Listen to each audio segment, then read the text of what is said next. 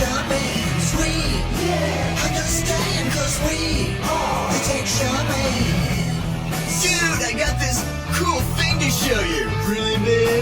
Yeah, it's far out and technical and stuff. Awesome. Yeah. Come on and turn it on. Tune into the Tech Shamans. Come on and turn it on. Tune into the Tech Shamans. Come on and turn it on. Tune into the Tech Shamans. Come on and turn it on. Tune into the Tech Shamans. Cool.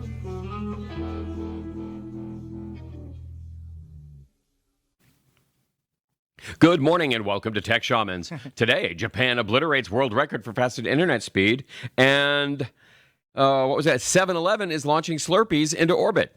More after this. Exactly. I love this whole Huntley-Brinkley thing we have going on. Yeah, let me move my arm in. Yeah, look at that. We're right in the middle. Nice job, Rob.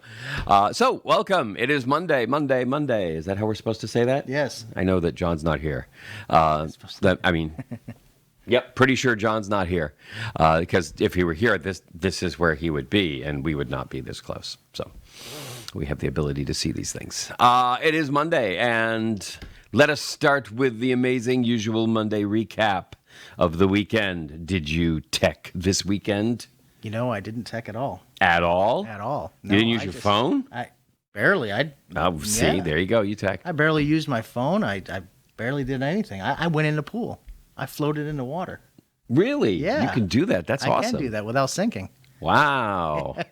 I attended a school where we had to take a swim test in order to graduate, and they had to give me a waiver on it. I had like 11% body fat, and so I would, bend down to take a shoe off, which was part of the thing. You had to, take off sweatpants, sweatshirt, and shoes, and then swim across the pool as if you'd fallen off a boat. And I took a breath, went down, grabbed my shoe, looked up, and I was 8 feet underwater already. I just whonk. Wow. And so they actually gave me permission to jump in, take all my clothes off, and leave them on the bottom. And then I could go ahead and take the rest of the test because the coach had said he'd never seen anyone who just sunk.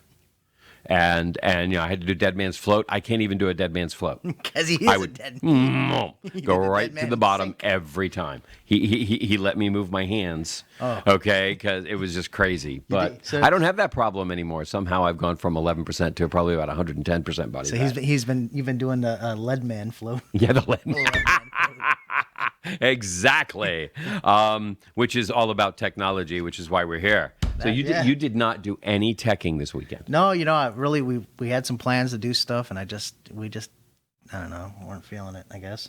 I hear you there. Yeah. Just one of those weekends, No, we ended up going out to lunch, museum. We had people we had to meet up with, and then Sunday we had a very low-tech weekend. We had martial arts at the house. We have, it's pretty much open. If people want to come out and learn archery, mounted archery if you're good on a horse.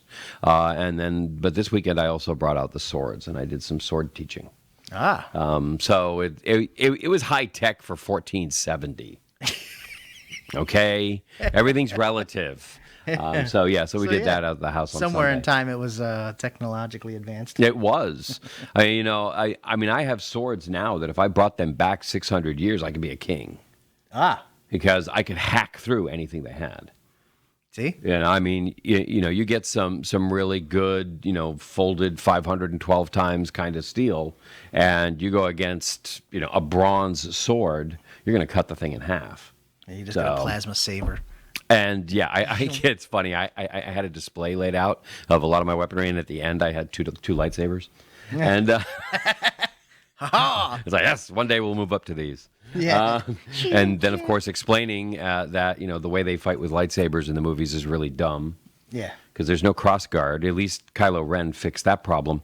But when you've got a weapon like that, it's dumb to swing it in a large arc. You poke with it. Mm-hmm. Poke. You jab, you thrust, and that's how you kill people with it. Right. You just burn right through their soul. You just burn right through them, okay? It's not like you even got to that was close. No, my arm came off. We're good.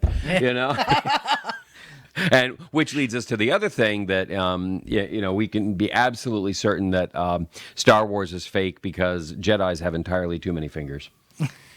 That's all there is to it. So, having said none of that, let us start with that first story. Japan. Japan. That is not the plan. Japan obliterates world record for fastest internet speed ever. Wow. Did you read up on that? No, I did not. You did not. This was supposed to be his article because I don't do that kind of thing. Oh my But gosh. no, they absolutely slammed it. Of course, my only comment on it was, but that's because they only send small amounts of information. It's all short files. So therefore they can travel faster. But that's not actually why it worked. This really, really sucks because I went down and I read all kinds of other things in there. But I figured you'd have that first one because I thought you put it in. No, I did not. Tweren't you? Tweren't me. Well, needless to say, the Japanese have raised the Oh, my bar on goodness. internet speed. What kind of speeds do they get? 3.19 terabytes per second. Wow. Is that faster Terabits. than my dial-up? Yeah, just a little bit. I mean, 319 terabits per second on a line of fiber optic cable.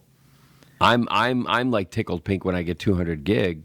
Oh, Okay, my and gosh. 300 I mean, that's terabits. yeah. That's I mean, that's this is- 1,500 times faster just oh my just God. imagine the than a great home connection. universities being hooked up to this stuff, or even NASA and stuff. Or Netflix. The amount of the Netflix. Forget about it.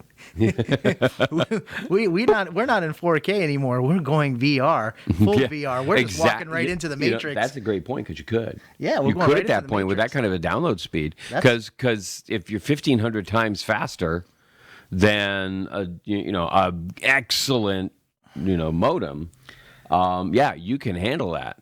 Big time. I guess in 2020 the speed was 178 terabits per second. Wow. And before that it was 40 So they doubled it. 44.2 terabits. And so it's doubling every year. Just for reference, NASA uses 400 gigabit a second for their internet speed. Right.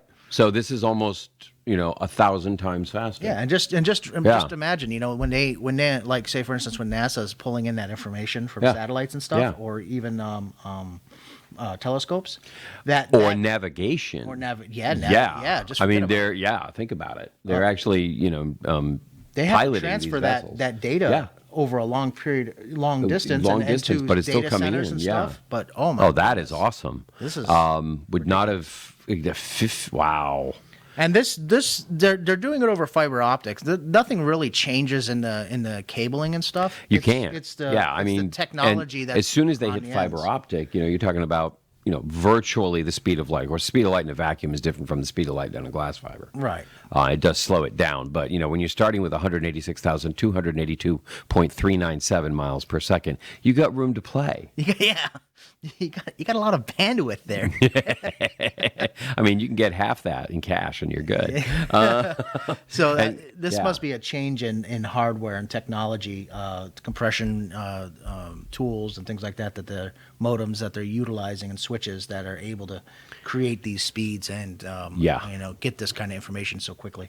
That is incredible. And so you're right, though. I mean, I can see where VR is going to go wireless in no time. Oh, yeah. At which point, it's a question of, how small and unobtrusive do you make the headsets? Yeah. When you have, you have it's not Bose, or is it the glasses that have the speakers right next to your ear? And I've tried those, and they are pretty cool. So imagine, you've got that in front, and then you've got your speakers right here. Just walk into the holodeck. Yeah. Well, basically, you don't even need to build a holodeck at that point. You just put on a pair of glasses. Yeah. And you're in. Which, brings us to that new Ryan Reynolds movie where he finds out he is a video game character. Yeah. And he wasn't aware of it, of course. But maybe that's how we all are, little matrix there. All right, what's next? WhatsApp faces EU consumer complaint over privacy update. Imagine that. Wow. WhatsApp, which is, of course, owned by Facebook, because At one time they it was own not. everything. It was not owned by Facebook at Yes. one time. Who remembers the movie Demolition Man? And that was the one with Sylvester Stallone and Sandra Bullock, right? Yeah. Yeah, where they're going to Taco Bell. And it's this incredible 5-star, glorious. Everybody's dressed up in tuxedos, and Sly Stallone. I still hear his voice to this day. This is Taco Bell, Yeah. And just, oh yeah, they won the franchise wars. Now all restaurants are called Taco Bell, and so. And here we are. They are winning the social media war, Facebook. in which all apps are called Facebook. But for legal reasons, Yes. we can only call them WhatsApp, Instagram. But in this case, WhatsApp put out an update that had changes in privacy in it, and it was considered too complicated for people to understand what those changes meant. Yeah. And so therefore, because people are dumb, they need to have their government step in and protect them, which technically has always sort of been the case. But in this case, now you get the EU filing suit because they're saying, what, we can't just make a change and have them agree? No. You have to go through long processes to make them understand what the change means, which, I can get behind in some ways. Especially if it's built into legalese.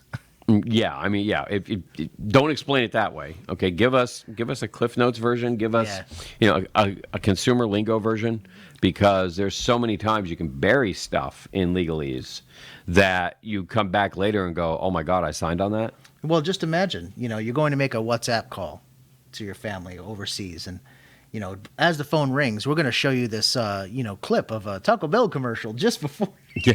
Just before they answer the phone on the other end. Exactly. They got a text message. Wait till they respond. You're going to watch this ad. Isn't advertising wonderful? It's funny.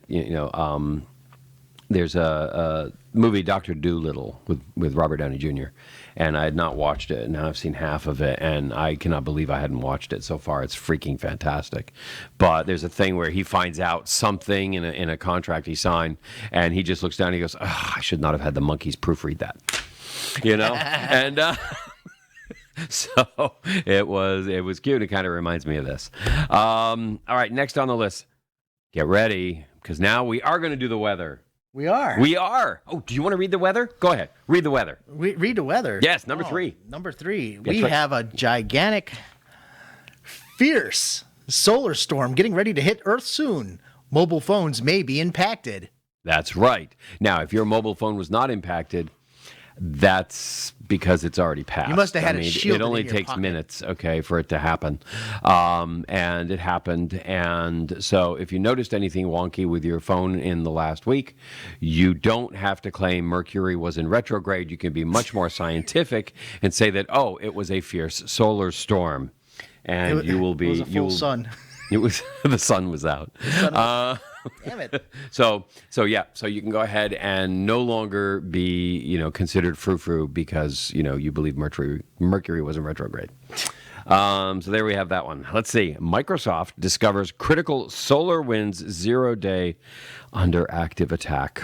Good Lord. Everybody remember this from about 6 months ago? Yeah. And they're back. Yeah, I guess there's another tool within SolarWinds company that is, being targeted right now by hackers. They haven't got in or anything like that, but Microsoft's just noticing a coordinated attack on a particular part of SolarWinds technology features out there. So they're just kind of letting, sounding the alarm. Hey, look, something's going on. Shut off the server, do this, or, or else pay the consequence.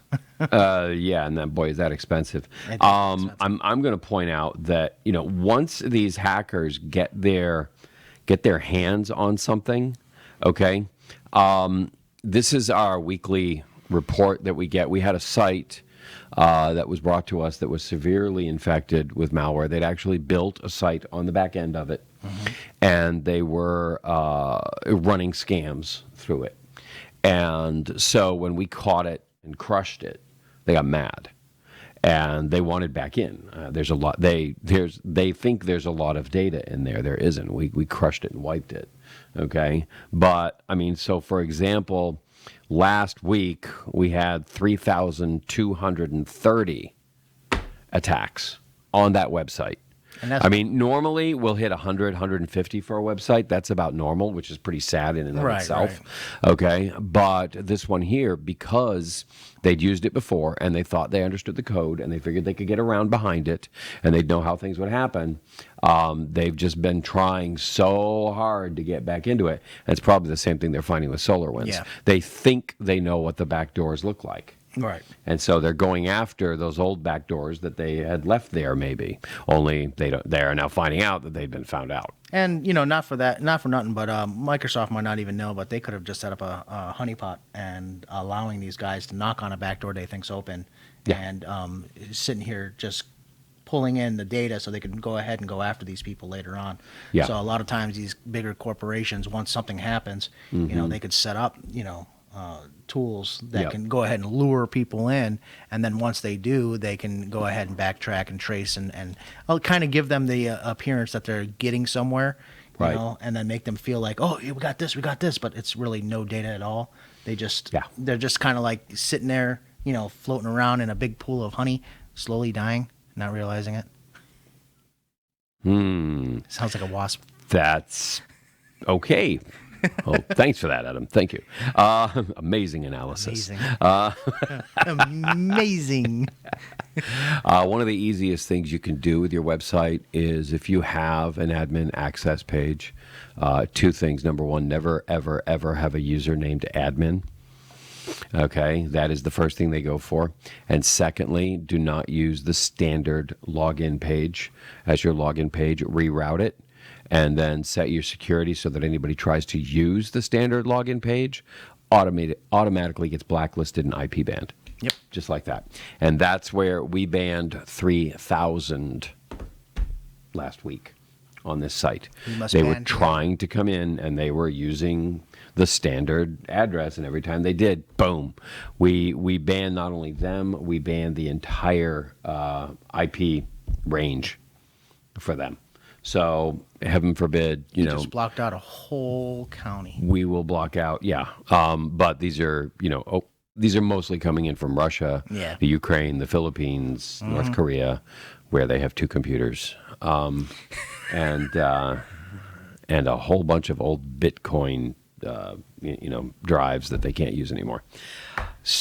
Let's see. Oh, some good news on the list again with the weather.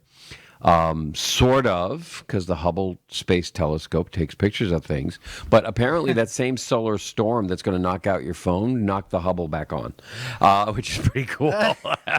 No, that isn't actually what happened. Was the main CPU for the Hubble went down. Right. I believe it had a RAM glitch, basically. It was corrupted RAM. But one of the... not a backup computer on board, but one of the navigational computers was up.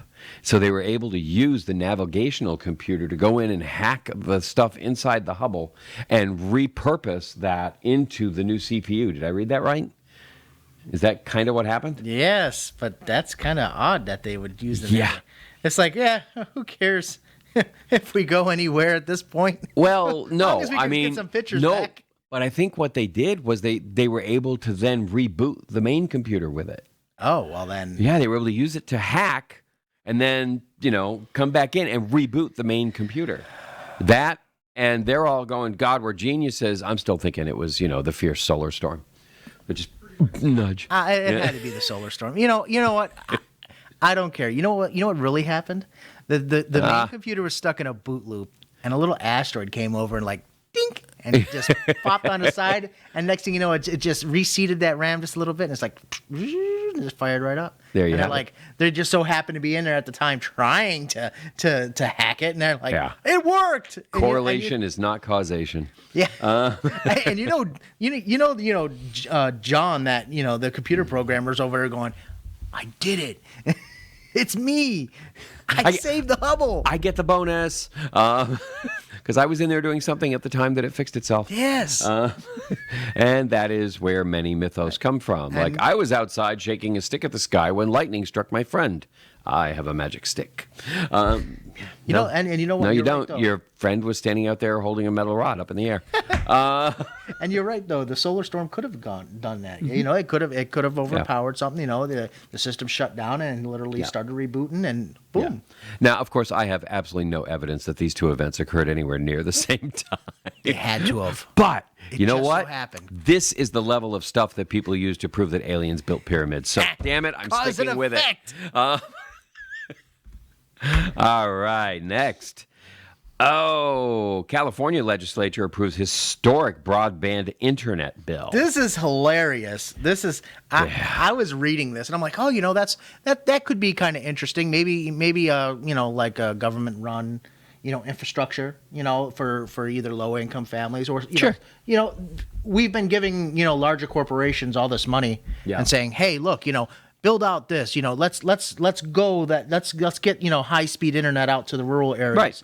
And they've either spent the money on, let's see what it would look like if we did it. You know, they've not really running consulting reports through their donors. They have not built anything yet, which is ridiculous. Nope. And the funny thing is, this legislature that they are passing is not even, all it is an add-on to what's currently already there, the infrastructure that's there. So the current internet service providers that already provide internet to you, say for instance they stop at 911, the address 911 whatever, Johnson Street or whatever, and next thing you know, you want to continue on. Well, now the government's going to build on to that and add on 912, and the rest of the street's going to go ahead and get high-speed internet. And the ISP now still has to... So they're agreeing to recognize the address. Yes, they're agreeing to recognize the address finally. Wow. That's like very, very generous of them. So basically they're just giving the current internet service providers more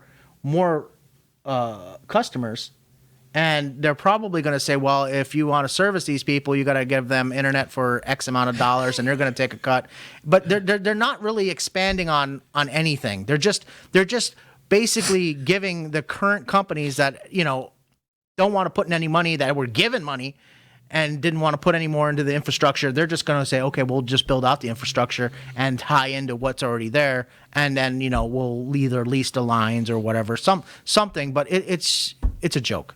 It is a joke. Honestly, I mean, this just occurred to me. All these bills, all this legislation should all have sponsorship labels on it. And it's like, this bill brought to you by Verizon, you know, and because that's who wrote it. I guarantee it. No politician's hands ever touched a keyboard or a pencil or a pen to write this legislation. It was 100% written by lobbyists and given to them and going, here, we made a huge donation. Go get this passed. Think about it. That's how laws come into effect in our country today. Think about it like this. Okay, you have Sprint, T-Mobile, AT&T, and Verizon, right? Yep. Then you have what they call MVOs, which lease tower time from these other big corporations. Anybody else is just leasing from them. Yeah, they're just leasing from them. So just think of it as that. You know. Yeah. So who gave the biggest amount of money to the legislature to go ahead and get these guys to go ahead and exactly. They should have to have their logo on the package. Okay, provided by Verizon. The person who reads this has to have like the jacket on with a big Verizon logo on the back. Okay, let's just be honest. Okay, who's paying for this? Right. Who's paying for this to go up in front of the legislation? It's not. The legislature. It's not historic. It's nothing. It's far beyond that. Yes. Do they get expanding the infrastructure? Yes. But it's expanding the infrastructure on taxpayer dollars and giving it to the corporations to, manage at that point afterwards. Right, and which, I mean, the donations come from the corporations, then the then the laws give the business right back to them in much greater quantity so they can continue to donate. Now, and so we're talking about monopolies that just get bigger and bigger and bigger, and how dangerous that is and how much that can actually hurt the economy. And so let's now jump into this next convoluted mess that is really kind of funny, but makes the point why sometimes the antitrust, people, the SEC, whoever it is, needs to go, oh, hell no, you can't do that. Yeah. Okay, and so here we have it. Adam, take this one away. This is your baby. So both AMD and Intel, they're both chip makers in the computer world, and both companies kind of go about their business in two different ways. Intel makes their own chips in-house. Not only do they design them, test them, and go ahead and then build them, and then ship them out. As well as with AMD, they used to do this. They used to build their own chips, but they took that chip building part of the company and spun it off and let it turn into its own corporation and got rid of it and allowed it to open up and continue to build chips. So what AMD does is they design and they figure out what the architecture they're going to use and how they want it built. Then they sub that work out to the chip maker and let them make the chips for them. Right. Well, and the name of their chip maker was Global Foundries. They spun it off as its own company so that it would have to run its own profitability. It would have to be viable. It could be another great part that stockholders now own both. Isn't that great? Yeah, it's all fun and games until Intel decides that, hey, let's buy that chip maker. Yeah. So where's the AMD going to have to send their chips to get made? Intel. Back to Intel, yes. Back to Intel. So this is the same thing that used to happen with Apple and Samsung. Okay. Apple used to have Samsung building all their internal computer chips for their iPhones and iPads. And then all of a sudden, just like clockwork, every time Apple released a device, there was a new Samsung Galaxy out with this particular chip, and it just seemed odd, just like this little cat Brilliant mouse coincidence. Game. So yeah, just a big coincidence. And Apple finally said, you know what, enough is enough, and started pulling everything in house. Yeah, we're tired of doing all your dev work for you. Yeah. So and many corporations have done this over the years, and this is not something new. And so to see this happening with AMD, this is sad because you know what? Yes. They've been making some big major leaps and bounds in their chip process, but now they're about to give their designs to another company, to their competitor, to their biggest competitor. Yeah, because they're gonna have to know how to build it and how everything's going to work in order for them to process and build it. It's just a matter of time before Intel starts taking some this is when cues. the SEC should be stepping in and saying, no, I'm sorry, you can't do that. No. Because we need diversity in the marketplace, and all restaurants cannot be named Taco Bell. And we're right back to that again, where every chip maker is going to be Intel, right? Unless you're big enough to be an Apple and go make your own.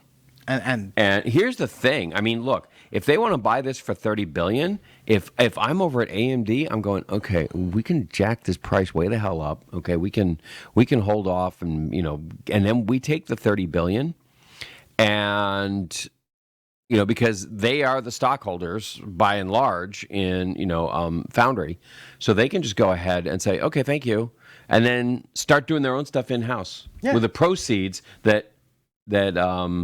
And I know this is all being thought of, and I'm sure, the Intel is giving them, and then they just take it all back in-house and build it from there, and Global Foundry just lost its biggest customer after paying $30 billion for, Intel to buy it, or, for Intel buying that customer. Now they don't have that customer. And, I mean, they're seeing all these risks, and, it should be a thing. It'll be interesting to see how all of their contracts read. But I'm certain that Intel would not be offering that money if there was a chance that AMD could go, oh, we're done, bye.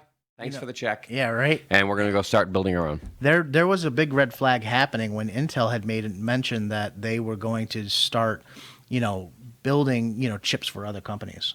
That was one of the things that they were wanting to do. Yeah, is start producing chips for mass production of chips for other companies. What better way to do it than to expand your chip making capabilities here within the U.S. Yep. Except for the fact that it was AMD who had that company to begin with, so AMD might be want to go take a better look at that and figure out if their strategy was correct or if they're about to and unloading it. And but then it becomes a question of how close do you keep things in house? Yeah. Okay. And is it really that important that you get this great spin-off and they can do other work? Guess keep them in house to do the other work. Because when you spin them off, you lose control of them. And remember here's a phrase you never hear anymore. ever hostile takeover. Yeah. Okay? And this is an ideal situation. And if they buy enough stock on the open market, they can do a hostile takeover of it. And that's how it used to happen back in the day. They'd go in and, I mean, it's not exactly the same, but it's how Disney, Walt Disney was able to get all that acreage in Central Florida. He created about a dozen different companies. They're all just, shadow companies that were out there buying the land all under different names, because he knew that if he went in there with a Disney name, suddenly everything would cost 3 times as much. So he created all these shadow companies in order to do it, but he controlled all the shadow companies. And this was the days before the internet, so nobody could go back and go, well, wait a minute, who owns this one? Wait a minute. You can't do that anymore. Or you couldn't do that then. So that's where all that crap comes from. AMD, good luck. We wish you all the best. Intel, stop it. Smack your hand. Yeah. All right. Oh, now, this is fascinating. This is a tale of 2 headlines. I'm going to read 2 headlines to you back to back. And let's see how your critical thinking skills are working as you analyze these 2 headlines and tell me which one is true and which one is fake news. Dun, dun, dun. Okay. Brands on short road to recovery as budgets increase for first time since COVID. Second headline. Marketing budgets slip in relation to revenue, shrinking to 6.4%. Wait a minute. Are the budgets going up or the budgets going down? Okay. And this is, all you need to do is hear the headlines and you can actually correctly analyze it. Because the first one is saying budgets increase for first time since COVID. So let's say your revenue dropped 50% in COVID times, and you have 5% of your dollars allocated for marketing. Okay? That means that you are spending 5% of 50% of your revenues. Now your revenues jump back up again. So your absolute dollar spend is shooting up. However, what they have found in the second headline is that the big companies are actually cutting back on that percentage because they realized they could make do with less. So why should I keep spending 7%, which was actually, $1 million a month, when I was spending $500,000 a month and I was still getting great returns? Right. So why would I go back up to the full million just because I can? Let's see if it actually doubles my business. And so what happened was, as a percentage, they started to increase the ad spends much more slowly. They pulled back the percentage, even though the dollars were shooting up, because the businesses were really taking back off again. And there has been one hell of a surge. There's been so much pent up just market motion. I was speaking with a friend of mine over the weekend he works at Renaissance festivals, and he was out working at the Scarborough Fair, which is a huge Ren fair in Texas. Runs 8 weeks. And they ran a deal. Welcome back, everybody. If you spend $250 with vendors combined, we will give you a free ticket. Just keep track and show us the receipts. And they had special receipts they were supposed to. They gave away $3.2 million in free tickets. Wow. Yeah. My friend was out there selling $20 items, a single item that he made that was $20 a piece. And he cleared huge money. He said he was busy beyond words with $20 items because they were the cheapest things in the fair that people could buy. And it was crazy because, just the pent up demand. Right. It was an 8-week fair, and it just was slammed every weekend. And it ends on Memorial Day. Wow. So that's, the demand is out there. And these 2 articles, what they're actually getting at is, number one, brands on short road to recovery as budgets increase for first time. Interestingly, the actual increase in those budgets was not so much in social media marketing. It wasn't in TV advertising, wasn't in radio. You ready for this? The biggest driver of that increase was PR, public relations. People spending huge money on PR campaigns in today's, got to be careful what we say, how we say it, how many times we apologize for it, okay? As all of this stuff is being put through these agencies that are going, oh, wait, you used this word has now been deemed, as of, 36 hours ago to be unacceptable. Right. And so this is where the marketing budgets are now going, are into the PC police. PC police. And they live inside of our heads. Customer base. Yeah. I mean, that's where the money's actually being spent. So when we look down below, but then we see that the budgets are slipping in terms of revenue. I mean, they're down to 6.4%. Now, honestly, 5% used to be, okay, back in my day, 5% was the normal amount you would budget for marketing for an established business or product. If you were launching something new, you needed to do 2 to 3 times that amount. Virtually everything you see is new. Mm-hmm. So you're looking at these dollar values should be in the 10 to 15% range, or these buys, and yet you're only getting an average of 6.4. Is really what we're doing out there that much not new? That's not what I'm saying. That's not what I'm seeing at all. So what you're actually getting is that large established companies are controlling most of the product launches, right, and they're leveraging their current network and their current buys in order to do that. I know that if you spend $100 a month on Facebook, your cost per thousand is going to be $20 per thousand. Yeah, you're going to reach 5,000 people in the month. That's what you're going to reach for your $100. But if you're spending $100,000 a month, you get a massive price break in exchange for that spend. And that is where, they are using that leverage of size and budget in order to, again, should I say, unfairly compete with the little guy, okay? Because they can add on a product. They can, you got little guy, give me your phone, okay? And you got big guy. Okay, and big guy's over here with his, and he's saying, okay, I'm going to launch the exact same new product, because these are both iPhone 12s, by the way. Okay, these are both, no, actually, you got the Max, I didn't. Okay, so these are both the phones. And here's the thing. He's spending $10,000 to buy his ads. He's spending $5,000 to buy his ads for the exact same product launch in the exact same marketplace in the exact same ad seller. Okay? So is this an unfair advantage? Well, why don't you just spend $100,000 on one guy with one product, okay? I don't have, $1 billion in the bank. And so what am I supposed to do? I'm trying to launch a competitive product here. They have a massive unfair advantage when it comes to the advertising.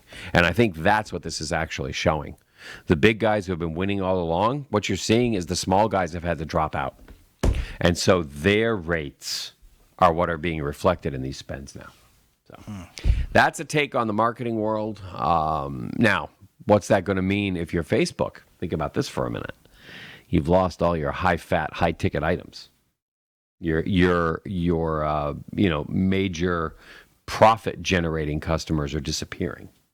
So, and those things run on an auction. Yeah.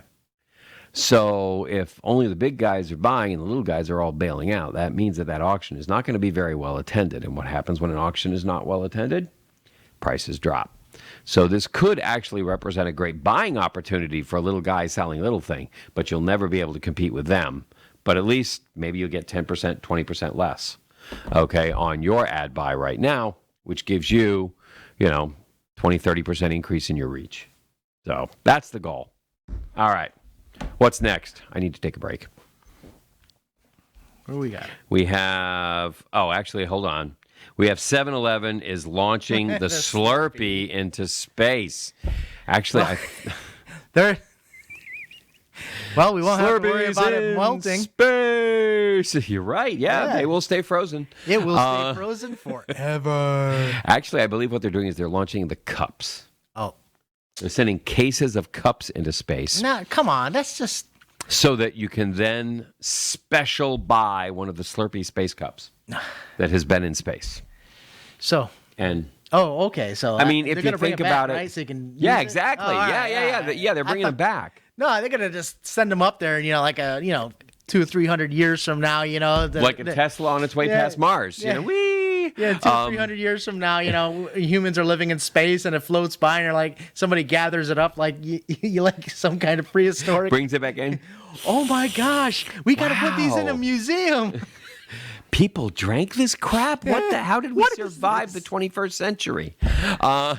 So, I mean, and again, great marketing move, I guess, if your target market actually cares about having something that's been in space, or is it just your advertising department cares about having stuff that, because they all want those cups on their desks, even though this whole thing may end up in the marketing fail This could- disaster museum that's this could out there, come which back- is pretty cool. Come back and bite them, It's like, the cups come back and they find traces of radioactive material on them. No, now they they're come back with like radioactive. microbes, okay, Oh, and they create this like alien apocalypse, Ah. and the Slurpocalypse. People are drinking out of them and their jaws are falling off. Yeah, the Slurpocalypse.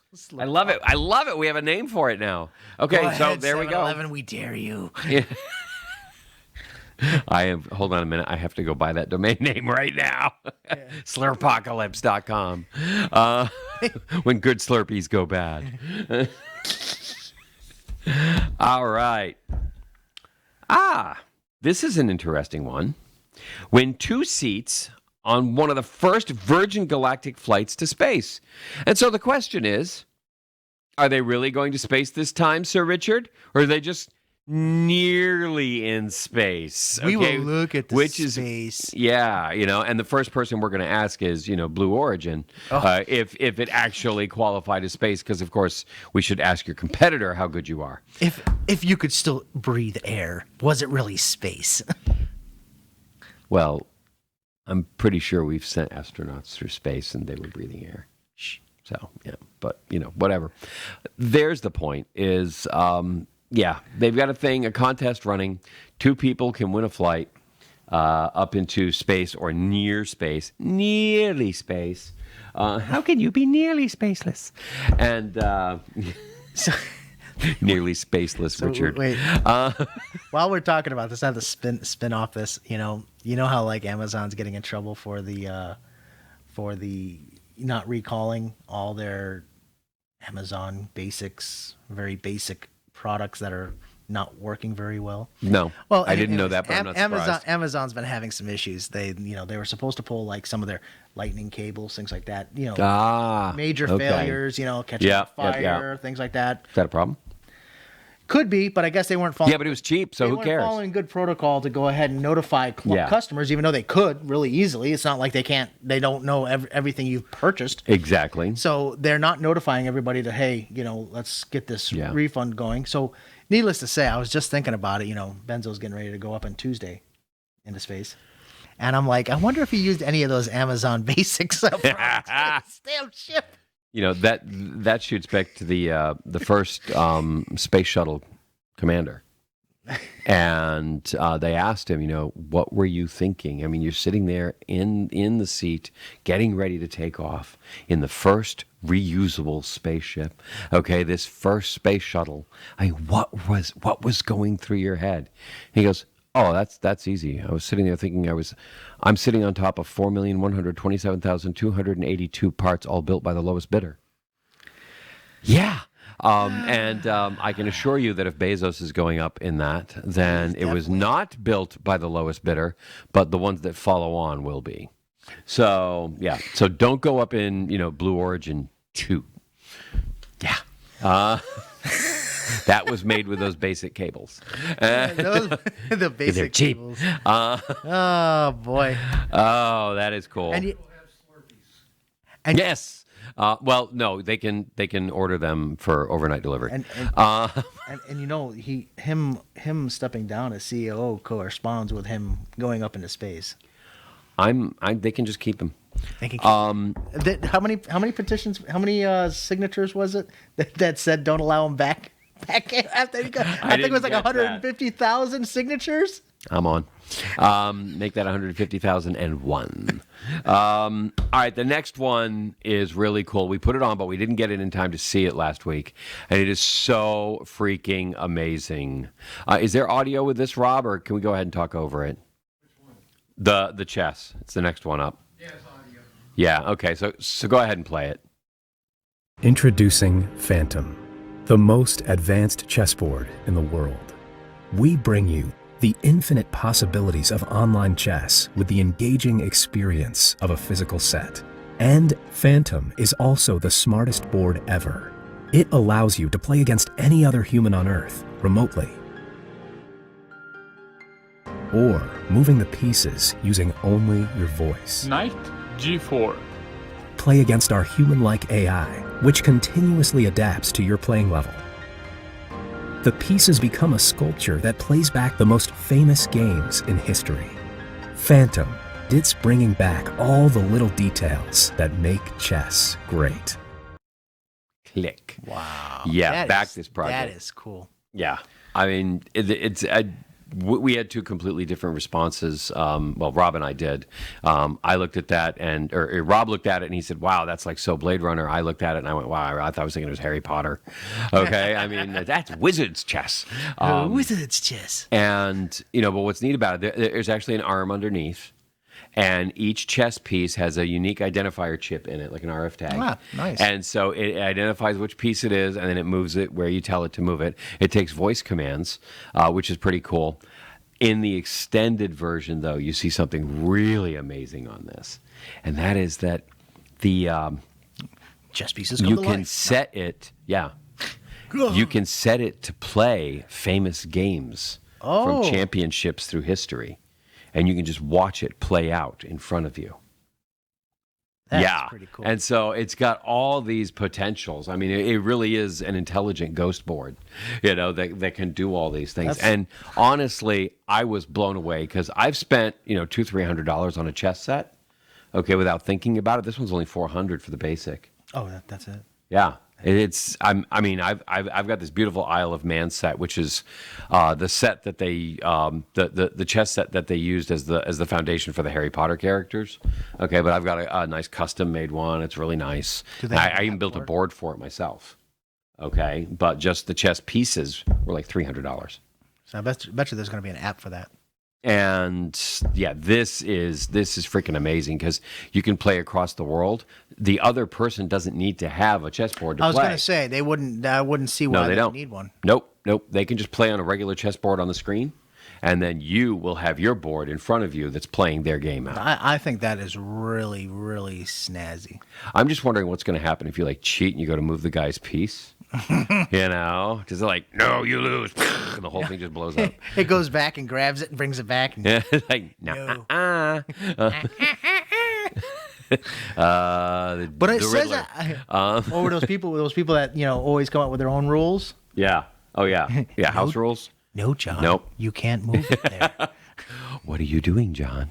What are you doing? Notice how every Phantom person we've spoken to in this program is named John. John. There might not be a coincidence there. But that was, that's really cool. That one really caught my attention. And that is a GoFundMe right now. They've totally blown out their targets because obviously there's some serious pent-up demand for amazingly cool stuff like that. I would be a little worried about the technology in the arm underneath. I'd have to look at what the warranty is on it. Yeah. Because that's going to be a high traction. I mean, there's going to be a lot of movement on that thing. And you know what? Technically, it could be a couple of metal rods back and forth. No, it isn't. It's an articulated arm. I've seen it. Yep, it is. It does this underneath because it has to find it and move it diagonally. and it has to be able to move around other pieces. Whatchamacallit? Yeah. Like if they inverted a 3D printer. 3D printer. Yeah, they exactly. could You're move right. it You're right. like They that. can do really articulated stuff, and that to me would be much more reliable. For some reason, they went with this. There it is, the articulated arm, and that's what they're doing with it. Yeah, that looks like that would and be an issue. that kind of scares me a little bit because honestly, I would think that if you really wanted to hack something, you could hack the 3D printer software, and that might be able to give you the same level of yeah, there you go. That's so cool. I'm sorry. I just really think it is anyway. So Let's do this. I would probably still buy one if it came with a good warranty. Let's see. Next, Tesla full self-driving subscriptions are now available. Your car came with them. You paid for it. You've been waiting for them. And now for just another $200 a month, your car can take you to work. Not only $200 a month, but I guess all the way back, I think since, when was it? 15? Yeah, they were saying that those cars had the capability. So now they're saying that they have to, and some of the older ones, they have to add a new module because they changed designs, and now they have to add a module for another $2,500 plus the subscription. So some vehicles don't have the full features because they don't have the correct technology in the car, so they have to unplug a module, plug in a new module, or do a firmware upgrade on the car that is not able to do over air. And then once they do that, now your older Tesla will be. But the thing is, a subscription to a beta software. Happens all the time when you have a big name. This is getting ridiculous. You do not own your car. You mean like Windows 11? Look, just like you don't own your phone, you don't own anything. Right to repair, you don't have a right to repair it. You don't have, it's horrible. And now you want a feature that you paid for. But so we're that gonna it would turn be it in- enabled, but we're going to charge you $2,400 a year. just so you can, so that you can use that feature that you paid for. and hope that it works. This one bugs me. This one bugs me a lot.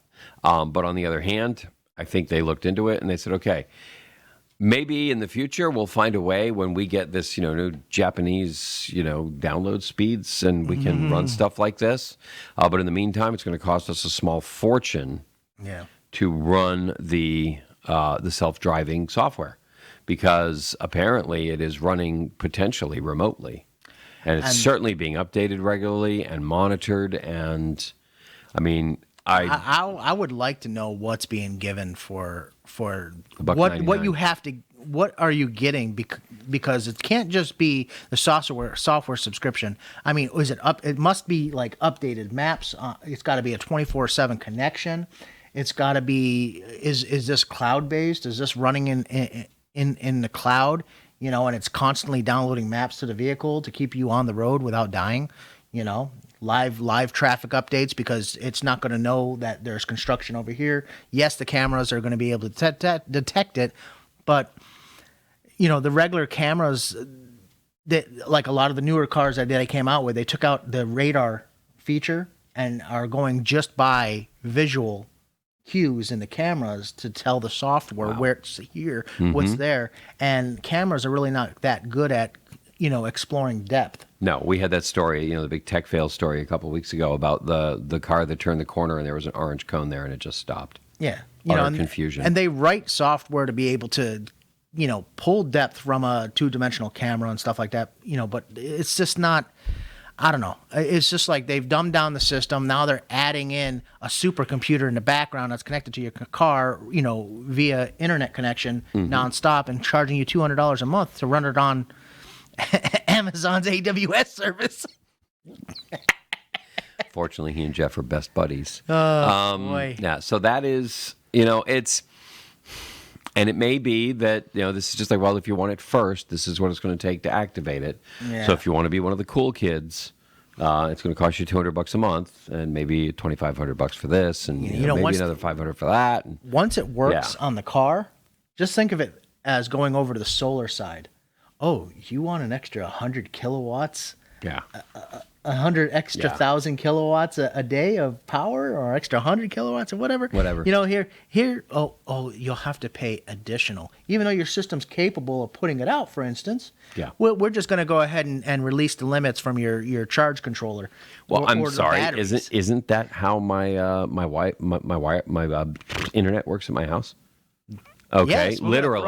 We'll throttle your all internet. they do is they're throttling me unless I pay them more. Yeah, you're throttled. And, Your internet's yeah. throttled. Pretty soon your electricity will be throttled. Yeah. You know. Yep. You raise the amount you pay, and we'll go ahead and release more bandwidth to you so that you can Your run car's faster. capabilities are throttled. What else? Pun intended. I'm sorry, your Tesla soon will only be able to go up to 55 miles an hour. If you want to go any faster, it's going to cost you $19.95 more per month for every 10 miles an hour you want to go. Wow. Just think of it. Yeah. Cruise control. I'm sorry, we don't have that function yet. But if you pay us $29.95, You can have cruise control. Do you want to will activate have it right now? so You're driving down the road. Yes, you just spent $30 to activate cruise control. I mean, we it'll noticed be you like turned on the turn signal. You turned on the left turn signal more than 3 times this drive. Do you want to have unlimited turn signal function? Pay now. $1 for the rest of the You trip. know, I mean, it's gonna okay. It comes with bucket seats, air conditioning, leather console. Wait, Optional. in-car purchases may apply. I mean, you know it's gonna happen. It's gonna be happen. right there on that damn price In-car tag. purchases. In-car purchases You know, may just apply. like all the computer games that they have on it and stuff. You know, in-app Sorry. purchase. You are still 93 miles from your destination. Do you want to make it or not? Do you want to make it? Pay now? Deposit $47. All right. Wow, Oh. this is great. Let's see. We've got a tech fail. CPU smuggler busted with 256 Intel CPU strapped to his body. Hey, I got some processors for you. Yeah. Hey, you want to buy some processors? Yeah. I mean, these were just taped all over These- his body, and he thought he'd make it through a metal detector. These are not the chip shortages they've been talking about. Okay? These are not the No, particular nope. chips. So just don't even go there. This is ridiculous. Quickly, let's just give them a quick scene of what happens when you defy the law and steal your electricity. They will take the computers out of your office and they will run them over with a steamroller. Don't be this guy. All right, everybody, we're out of here. Thank you very much. Have a great week. See ya.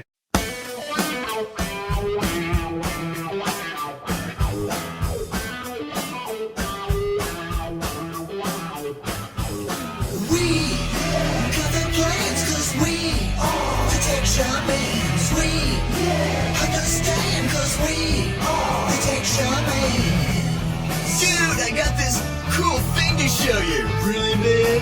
Yeah, it's far out and technical and stuff. Awesome. Yeah. Come on and turn it on.